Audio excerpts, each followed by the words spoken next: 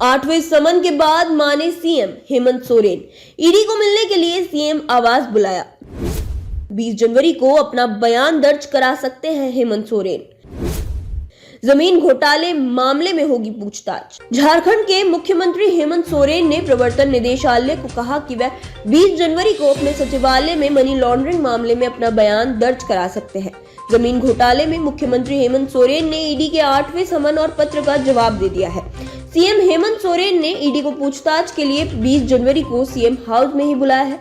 सोमवार की दोपहर मुख्यमंत्री सचिवालय का विशेष दूत सीएम का जवाबी गोपनीय पत्र लेकर ईडी के रांची जोनल ऑफिस पहुंचा।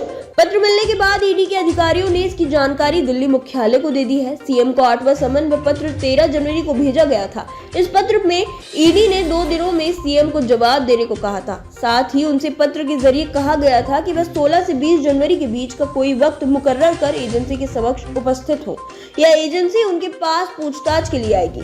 सीएम को इस दौरान विधि व्यवस्था बनाए रखने के लिए डीजीपी समेत अन्य अधिकारियों को दिशा निर्देश देने का भी जिक्र पत्र में किया गया था। सीएम को ईडी ने पहली बार 13 अगस्त को पूछताछ के लिए बुलाया था, लेकिन वे 7 समन पर भी उपस्थित नहीं हुए थे। इसके बाद सीएम को 7वां समन भेज आखिरी मौका देने की बात ईडी ने लिखी थी। 7वें समन पर भी उपस्थित नहीं होने पर ईडी ने कानूनी प्रक्रिया का उल्लेख करते हुए फिर से समन में पत्र भेजा था। उल्लेखनीय है कि ईडी ने मुख्यमंत्री को पत्र लिखकर अपना बयान दर्ज कराने के लिए कहा था। साथ ही बयान दर्ज कराने के लिए समय और जगह बताने को कहा था।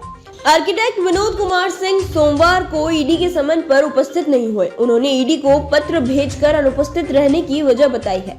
उन्होंने ईडी को बताया है कि वे अपने पिता की कीमो ट्रीटमेंट कराने गए थे, इस कारण उपस्थित नहीं हो सके। गौरतलब है कि अवैध खनन मामले की जांच के सिलसिले में 3 जनवरी को छापेमारी के बाद ईडी की ओर से इस बात का खुलासा किया गया है कि साहिबगंज में 1250 करोड़ रुपए का अवैध खनन हुआ है। इसके बाद विनोद समेत 9 लोगों के यहाँ छापेमारी हुई थी। विनोद सिंह के दफ्तर को सील कर दिया गया था।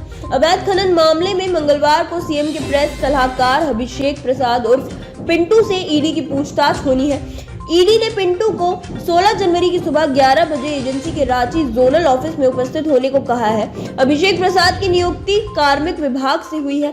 कैबिनेट के फैसले से वे भी आच्छादित होते हैं। ऐसे में उनकी अनुपस्थिति मंगलवार को होती है, तो इस संबंध में ईडी में सरकार के स्तर पर पत्र प्रेषित किया जा सकता है। इस मामले में अब तक सिर्फ पूर्व विधायक पप्पू यादव का ही बयान दर्ज हो पाया है।